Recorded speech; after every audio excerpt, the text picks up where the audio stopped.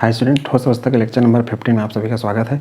आज हम पढ़ेंगे मेटल डिफेक्ट से संबंधित न्यूमेरिकल क्वेश्चन जो कि कंपटीशन एग्जाम में बहुत पूछे जाते हैं। अर्थात इससे संबंधित क्वेश्चन 2 से 3 बार नीट के एग्जाम में पूछे जा चुके हैं और कंपटीशन एग्जाम के पर्पज़ से ये ज़्यादा इंपॉर्टेंट है, तो इसको समझते जाइए। मैं यहाँ इसका इनके आंसर लिख रखा हूँ, लेकिन ये आंसर कैसे लाने हैं या कैसे इनके स्टेप को पालन करना है और किस तरीके से और क्वेश्चन इनसे बन सकते हैं, ये मैं आपको सिखाऊंगा।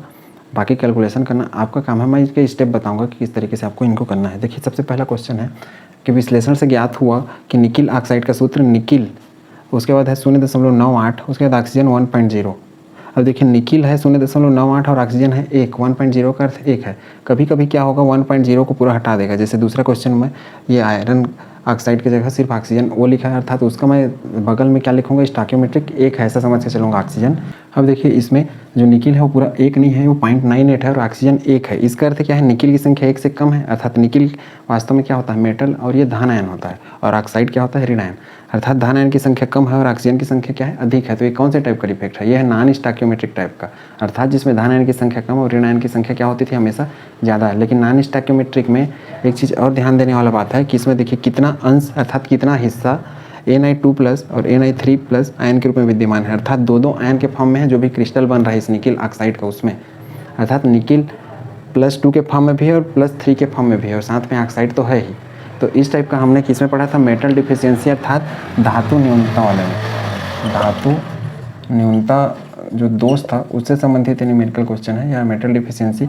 ये भी वैसे ही सेम है, धातु न्यूनता से संबंधित। ये जो तीसरा क्वेश्चन है ये है डोपिंग से संबंधित, जो कि हमने पिछला लेक्चर में पढ़ा हुआ था। पी और एन टाइप का अर्धचालक या सेमीकंडक्टर जिसमें डोपिंग पढ़ते थे हम लोग, वही है ये तीसरा क्वेश्चन।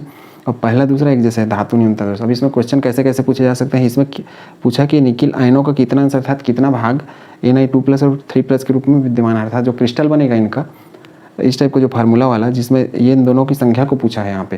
कभी कभी क्या होगा, कितना अंश की जगह कितना प्रतिशत लिख सकता है, तो मैं दोनों तरीका बताऊंगा।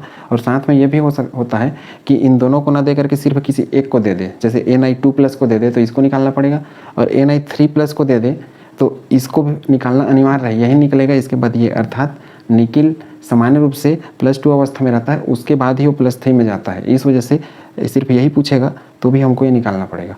इसमें भी वैसे ही सिर्फ ये पूछेगा तो भी हमको Fe+2 वाला निकालना अनिवार्य है। अब देखिए इसको कैसे बनाते हैं वो समझिए। हम पहला वाला क्वेश्चन का कर रहे हैं। इसमें सबसे पहले ये जो फार्मूला है, इसमें देखिए निकिल 0.98 है और ऑक्सीजन 1 है, अर्थात निकिल की संख्या कम है। और ये इसी निकिल में हम खोज रहे हैं निकिल 2+ कितना होगा इसमें 0.98 में, और निकिल 3+ कितना होगा 0.98 में। तो सबसे पहले तो ये देखिए निकिल 0.98 और जो ऑक्सीजन है वो क्या होगा 1.0।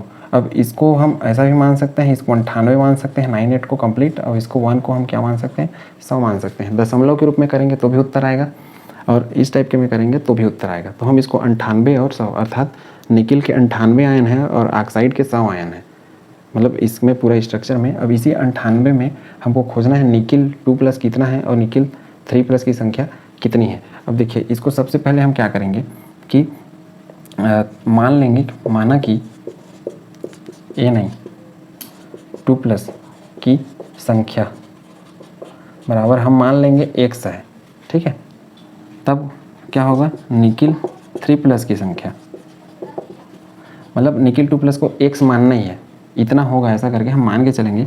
तो निकिल 3+ की संख्या कितनी हो जाएगी, निकिल 3+ की संख्या हो जाएगी, देखिए ये तो निकिल 0.98 है, इसमें से मैं सिर्फ x मान ले रहा हूँ, तो x को क्या करूँगा, इससे घटा दूंगा। अर्थात मैं क्या करूँगा, मैं जैसे दशमलव वाला को ले रहा हूँ तो 0.98 माइनस x इस तरीके से करूँगा। क्यों, क्योंकि हमने इसी में से +2 वाले को x मान लिया है, और +2 वाले की संख्या हमेशा अधिक होती है +3 वाले से। इसको हमने देखा था जिंक ऑक्साइड के एग्जाम्पल में, ठीक है।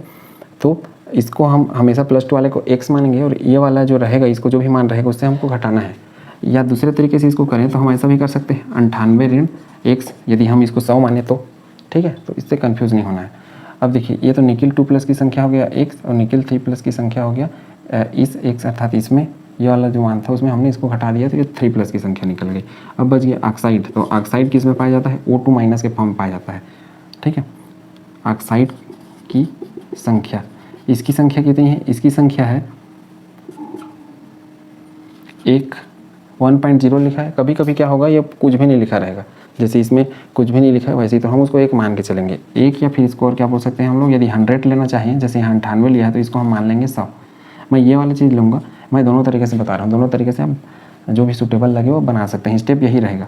अब देखिए इस तरीके से लाने के बाद ये जो है इसको हमको समीकरण का रूप देना है। निकिल 2+ और निकिल 3+, ये धन आयन है दोनों, और ये भी क्या है धन आयन, और ये क्या है ऋण आयन, तो इनको मिक्स करके समीकरण बनाना है। देखिए सबसे पहले निकिल 2+, तो निकिल 2+ के लिए क्या करूँगा मैं, +2 की संख्या के लिए +2 लिखूँगा सबसे पहले, इससे मैं समीकरण बना रहा हूँ ना सीधा। इनकी इसके ऊपर घात कितना लगा है +2 का, और इसकी संख्या कितनी है x, तो मैं ब्रैकेट में लिखूँगा x प्लस, अब निकिल 3+ की संख्या कितनी है इतनी, तब लिखूँगा प्लस के बाद फिर प्लस करूँगा तो प्लस प्लस क्या हो जाएगा प्लस, तो +3 हो गया इसका 0.98 माइनस x, इसके जगह अब 98 x लिखेंगे तो भी उत्तर आएगा, ठीक है। उसके बाद देखिए प्लस, ये आग साइड में पहुंच गया, ये निकिल वाला पोर्शन खत्म, दोनों जो आयन था उन्हीं के साथ इनको हम मल्टीप्लाई करना है बस। उसके बाद प्लस, ये किस में है, ये माइनस में है, तो मैं लिखूँगा -2। देखिए O2 माइनस है तो इसको -2 या 2- भी लिख सकते हैं। इसकी संख्या कितनी है, इसकी संख्या 1, तो ये 1 बराबर 0, इसके आगे कुछ भी नहीं है इसलिए मैं इसको समीकरण का रूप में दे दिया बराबर 0। ये क्या हो जाएगा प्लस 2x प्लस ये क्या हो जाएगा, इसमें 3 को इसके साथ मल्टीप्लाई करना है, 0.98 माइनस x, और ये देखिए प्लस माइनस क्या हो जाएगा माइनस हो जाएगा, और ये 2 और 1 का गुणा करूँगा तो क्या आएगा 2, और ये बराबर हो जाएगा 0। इनको जब हल करेंगे पूरा समीकरण को, ठीक है, तो पूरा समीकरण को हल करेंगे तो यहाँ पे जो x का मान है वो x का मान आएगा 0.94, ठीक है। तो उम्मीद है कॉन्सेप्ट आपने समझ लिया होगा कैसे आएगा। इसको कैसे लाना है आपको, इसको इस तरीके से लाना है। देखिए इसको जब हम इससे मल्टीप्लाई करेंगे तो जो मान आएगा उसमें इसको घटाएंगे, क्योंकि ये अंक वाला है और ये भी अंक वाला है, और ये x को हम इस x से घटाएंगे, ये 3x हो जाएगा और ये 2x है तो सिर्फ x बचेगा। देखिए इसके साथ इसका भी गुणा होगा ना, तो 3x हो जाएगा, ऋण 3x और ये प्लस 2x, तो 3x में x गया टोटल x आ जाएगा। फिर इसको हम उधर भेज देंगे तो माइनस का क्या हो जाएगा प्लस हो जाएगा, इस तरीके से, ठीक है। इसलिए हमने इसको समीकरण का नाम दे दिया। ये x वास्तव में क्या है, देखिए x है निकिल 2+ की संख्या, ये वास्तव में क्या है निकिल 2+ या +2 की संख्या है। तो उम्मीद है कॉन्सेप्ट आपने समझ लिया होगा। ये आता है 0.94, इसका आंसर यही है कि 0.94। अब यदि मान लो इसका परसेंटेज पूछ देता है, ये तो इसकी संख्या होगी, ये निकिल जो 2+ था उसका संख्या हो गया। यदि मैं 3+ का निकालूँ इसी में निकिल 3+, तो देखिए 3+ के लिए क्या है 0.98, तो मैं क्या करूँगा 0.98 माइनस क्या है x, और x का मान हमने क्या लाया है 0.94, तो ये क्या आ जाएगा 0.04। तो इस तरीके से जो निकिल 3+ आयन रहेगा वो इतना रहेगा इसकी संख्या, और ये जो निकिल 2+ जिसको हमने x माना है उसकी संख्या आती है 0.94। ये तो संख्या है, लेकिन अब यदि हम परसेंट निकालें तो निकिल 2+ का यदि परसेंट निकालना चाहें तो कैसे निकालेंगे परसेंट। देखिए ये जो मान आया है इसको ऊपर रखना है 0.94, और टोटल मान क्या है 0.98, इसको नीचे रखना है 0.98 और इंटू 100 करना है, तो इसका परसेंटेज आ जाएगा 96%। तो ये इस तरीके से जब प्रतिशत पूछेगा तो इस तरीके से प्रतिशत लाना है। कैसे करना है, ये जो मान आया है इसको टोटल मान के साथ भाग देना है, और यदि इसको हम 94 मान लें, जैसे यहाँ पे 98 माना है तो इसको हम इस तरीके से वो डाटा को करेंगे तो ये 94 आ जाएगा और ये 4 आ जाएगा, ठीक है। तो इस तरीके से भी आप मॉडिफाई कर सकते हैं, और नहीं करेंगे तो कोई दिक्कत नहीं है। 3+ का परसेंट यदि निकालूँ तो इसका मान कितना था 0.04 बाई 0.98 इंटू 100, तो ये लगभग आता है 4%। और इसमें गुणा भाग करने की आवश्यकता नहीं है, 96 है, और यदि हम कंप्लीट इसको 100 मान के चल रहे हैं तो 100 में से 96 घटा देंगे तो कितना आएगा 4%। तो उम्मीद है कॉन्सेप्ट आपने समझ लिया होगा। परसेंट इनका कैसे निकालना है यदि परसेंट वाला क्वेश्चन आता है तो, और इनकी संख्या अर्थात फ्रैक्शन या अंश बोल रहे हैं, ये कैसे निकालना है ये भी आपने समझ लिया होगा, संख्या या फिर अंश जो भी हो, ठीक। सेम इसी तरह ये भी बनेगा आयरन ऑक्साइड। यहाँ पे ये आयरन ऑक्साइड में इसका ये आप लोगों के लिए होमवर्क है, यहाँ पे Fe+2 रहता है, इसका मान आएगा 0.91 और परसेंट में यदि निकालोगे तो 91.6% इसका आंसर आएगा। Fe+3 का मान आएगा 0.08 ये संख्या में, और यदि ये निकालोगे परसेंट निकालोगे तो 8.3% आएगा। जैसे यहाँ पे संख्या ये आया है और इन्हीं का परसेंटेज ये आया है, 94 का ये 96% हो गया और इसका ये परसेंट हो गया। तो उम्मीद है कंसेप्ट आपने समझ लिया होगा, इसको नोट करिए। और दूसरा तो आप बनाएंगे, यदि आपको उत्तर ऐसा आता है सेम इसी तरीके से बनाना है एज इट इज़ तो आप सही जा रहे हैं। यदि नहीं आता है तो इसी तरीके से फिर से करिए, वीडियो को रिवाइज करके देखिए, आपको इजीली समझ में आ जाएगा। ये आपका दूसरा क्वेश्चन होमवर्क है, सेम वैसे ही है। यहाँ पे 1 लिखा हूँ, यहाँ पे 1 नहीं है तो उसको आप 1 मान के चलेंगे और बनाएंगे। तो ये इसका आंसर मैं यहाँ पे लिख दिया हूँ। +2 का मान इतना आएगा, 0.9 एक संख्या में परसेंट निकालेंगे तो इसका 91.6% आएगा। और इसका ये कभी कभी क्वेश्चन क्या है बदल के दे देता है, इसके जगह 91, 92 कुछ भी दिया रहेगा, जरूरी नहीं है ऐसे ही दिया रहे तो, लेकिन पैटर्न लगभग ऐसे ही रहते हैं। तो जरूर इसको प्रैक्टिस करें, इसको नोट करिए। फिर तीसरा क्वेश्चन करते हैं हम लोग। उम्मीद है पहला क्वेश्चन को हल करने का तरीका आपने सीख लिया होगा और दूसरा क्वेश्चन भी आप हल कर लेंगे, ऐसा मैं आशा करता हूँ। और दूसरा क्वेश्चन का मैं यहाँ पे आंसर लिख रखा था थोड़ा देर पहले कि आयरन 2+ है वो 0.91 या फिर 91.6% में आएगा, तो 0.91 उसका संख्या आएगा। और उसी तरीके से 0.08 संख्या रहेगा और 8.3% के रूप में रहेगा आयरन +3 का। ठीक, इसका आंसर जो बताया। अब देखिए तीसरा ये डोपिंग टाइप का, जिसको हम पी और एन टाइप के में पढ़ते थे, अर्थात इसमें सेमीकंडक्टर में जिसमें कोई पदार्थ में दूसरा पदार्थ थोड़ी मात्रा में मिलाते थे, जिसको बोलते थे डोपिंग। यहाँ पे क्या हो रहा है, यदि सोडियम क्लोराइड को AsRCl2 सीरियम क्लोराइड के 10⁻³ मोल प्रतिशत से डोपित किया जाए। इसमें से जो 2 क्वेश्चन है, ये पहला और ये तीसरा, ये NCERT बुक के क्वेश्चन है, उसमें हल करके भी कुछ क्वेश्चन दिए हुए हैं, तो वही हैं। और ये ऐसे ही question as it is paper में भी पूछे जाते हैं एग्जाम्स में। ठीक, तो जरूर NCERT बुक के क्वेश्चन को किया करें। यदि NaCl को सीरियम क्लोराइड के 10⁻³ मोल प्रतिशत से डोपित किया जाए तो धान आयनों की रिक्तियों का सांद्रण क्या होगा, अर्थात जो कैट आयन बनेगा उसकी संख्या क्या होगी या फिर उसकी मात्रा क्या होगी। सांद्रण का अर्थ यही है मात्रा वास्तव में, या फिर उसको हम बोल सकते हैं संख्या। तो सांद्रण की जगह संख्या भी लिखा रहता है। अब देखिए यदि NaCl को AsRCl2 के 10⁻³ मोल, तो इसको हम बनाना स्टार्ट करते हैं क्वेश्चन 3 को।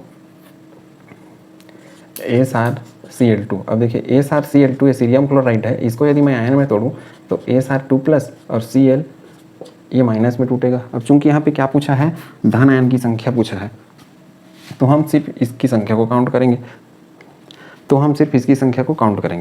ठीक, यदि NaCl को AsRCl2 के 10⁻³ मोल, AsRCl2 अर्थात इसका 10⁻³ मोल परसेंट, अर्थात इसका 10⁻³ मोल परसेंट, अर्थात सीरियम 2+ का 10⁻³ मोल परसेंट पूछ रहा है वास्तव में। और 10⁻³ मोल परसेंट का अर्थ क्या होता है, 10⁻³ और ये प्रतिशत लिखा है, अर्थात मैं कर दूंगा बटा 100। और ये मोल के लिए देखिए पहले तो ये परसेंट वाला हिस्सा कर लेते हैं, 10⁻³ अर्थात 10⁻³ बटा 100 ऐसा होगा हमेशा। तो इसको मैं यदि आगे बढ़ाऊँ तो क्या हो जाएगा, इसी चीज़ को यदि मैं लिखना चाहूँ तो ये ऊपर चला जाएगा, तो 10 घात कितना हो जाएगा, ऋण 5, ये ऋण 2 हो जाएगा ना, 10⁻²2, 10⁻² से 10⁻²2, तो ये हो जाएगा मोल। अब परसेंट हट गया क्योंकि परसेंट को हमने इस रूप में कर दिया। अब 10⁻5 मोल का अर्थ क्या होता है वास्तव में, देखिए 10⁻5। अब यहाँ पे क्वेश्चन क्या कर रखा है, डोपित किया जाए अर्थात मिक्स किया जाए तो धन आयनों की रिक्तियों का सांद्रण। तो ये हमारा जो आंसर आएगा यहाँ से, अब ये आएगा धन आयनों की रिक्ति का सांद्रण, ये हमारा यहाँ से आंसर स्टार्ट होगा आना। देखिए 10⁻5 मोल। अब 1 मोल का अर्थ हम जानते हैं, 11वीं कक्षा में हमने पढ़ा है 11th में कि 6.02 × 10⁻23 कण होते हैं। अब देखिए इसको 10⁻23 में 10⁻5 को घटाऊँ तो कितना आ जाएगा, 6.022 × 10⁻18। अब चूंकि ये किस में है, सांद्रता है, तो सांद्रता किस में रहता है, प्रति मोल में, या फिर लिख सकता हूँ इस तरीके से। तो उम्मीद है कॉन्सेप्ट आपने समझ लिया होगा। इसमें कुछ नहीं करना था, जो क्वेश्चन था उसको एज इट इज़ वैसे ही लिखना था। इसका मान दिया हुआ था तो उसको हम मान लिया है ऐसा, क्योंकि धन आयन पूछा है। ऋण आयन पूछता तब हम इसको यहाँ ऋण आयन वाले में ले जाते, बाकी को आंसर वही आता। अब 10⁻³ मोल परसेंट लिखा है तो इसको परसेंट को मैं 100 कर दिया, और इसको फिर ऐसा करके मोल की जगह मोल का मान भर दिया, वही आंसर आ गया। तो उम्मीद है तीनों क्वेश्चन आपने समझ लिया होगा। दूसरा आपका होमवर्क था, उम्मीद है तीनों क्वेश्चन आपने समझ लिया होगा और दूसरा जो होमवर्क है वो भी आप बना लेंगे, ऐसा मैं उम्मीद करता हूँ। आज के लिए बस इतना ही। नेक्स्ट टॉपिक में हम पढ़ेंगे कि जो ठोस होता है या सॉलिड होता है उनका बैंड थ्योरी, अर्थात जो कोई भी सॉलिड होते हैं वो सॉलिड कंडक्टर, सेमीकंडक्टर या इंसुलेटर अर्थात चालक, कुचालक या फिर अर्धचालक की तरह व्यवहार तो करते हैं, लेकिन उनके व्यवहार को डिफाइन करने का एक अपना थ्योरी है जिसको कहते हैं बैंड थ्योरी। अभी तक हमने सिर्फ इलेक्ट्रॉनिक थ्योरी पढ़ा। इलेक्ट्रॉनिक अर्थात इलेक्ट्रॉन के फ्लो होने के आधार पर हम किसी भी ठोस को चालक, कुचालक या अर्धचालक बताते थे। अब यहाँ हम बैंड थ्योरी पढ़ेंगे नेक्स्ट टॉपिक में। उसमें अलग टाइप का डिस्कशन करेंगे कि बैंड थ्योरी के आधार पर कैसे एक्सप्लेन करते हैं किसी भी चालक, कुचालक या अर्धचालक को। Thank you.